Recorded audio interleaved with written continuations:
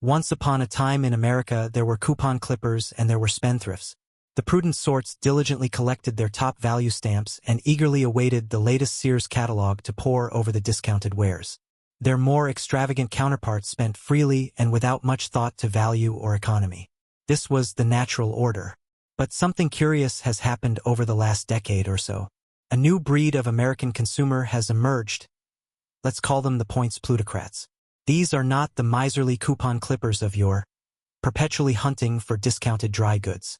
Nor are they the big spending flappers cutting ruinous swaths through the family fortune.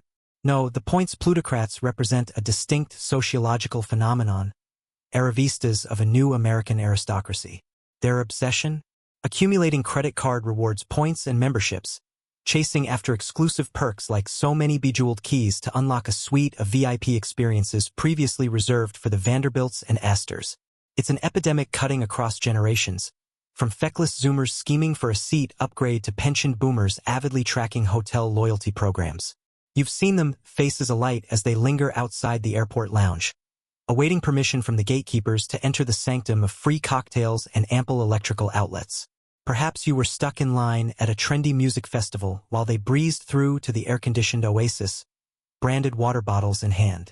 Lucky cardholders, all granted a glimpse of the good life. The allure is obvious in an era of immiseration for the middle classes. As costs soar and the social security pillars crumble, the mirage of the high life dangles before our exhausted eyes, an illusion of opulence for those who can assemble the right constellation of cards and point values. A sky cabin awaits if you can just spin that kaleidoscope properly. Consider the story of young Aryan Desai, a bright light seduced by the siren's call of credit card perks.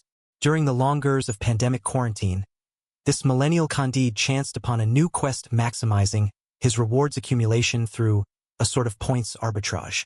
Pizzas charged to him, reimbursed by Venmo'd friends, all in pursuit of a grail of 80,000 bonus points from Chase or 175,000 from that prestige icon, American Express.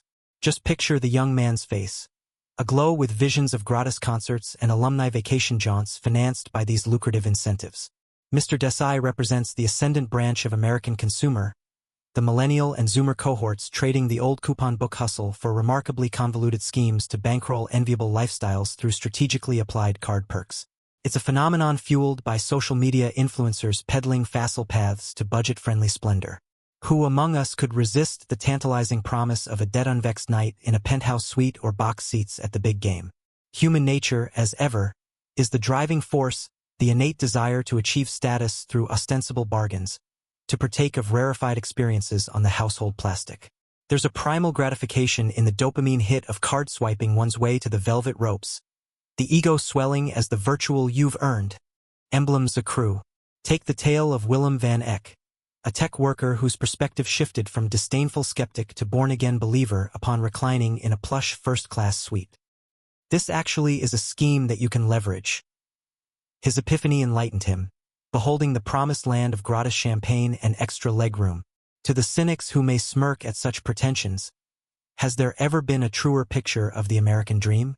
Of course, facilitating this new aristocracy carries costs absorbed elsewhere in the economic ecosystem. As studious analysts observe, we hayseeds subsidize the highfalutin living of the Points Plutocrats through marginally inflated prices and card processing fees disbursed to the big issuers like American Express. Businesses pass the buck, merchants incrementally raise their rates, and those who lack the financial discipline or savvy to game the system bear the costs. It's an upside-down Marxian superstructure in which the economic elite are those crafty enough to optimize the maze of rewards programs. You may scoff at such self-indulgent fripperies, but there are deeper sociological forces at play, an entire emerging class structure hinged on access to exclusive credit card-proffered luxuries. One's status is no longer derived from old monies or family names, but from the magic combination of cards that drapes the mantle of premiums onto the cardholder's persona. Skyboxification is the term coined by clever academics to diagnose this troubling bifurcation of society into the haves and the have-nots, with the prime tickets and cordoned hospitality zones steadily proliferating in facets of life from air travel to public events.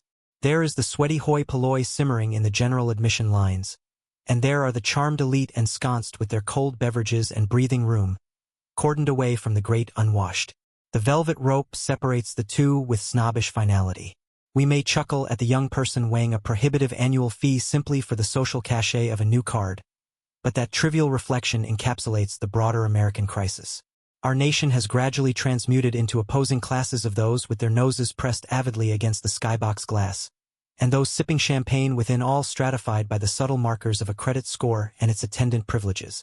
Perhaps we always were drifting toward such rigid caste divisions. The Points Plutocracy and its illusions of democratized luxury merely gave sharper definition to the precipice's edge.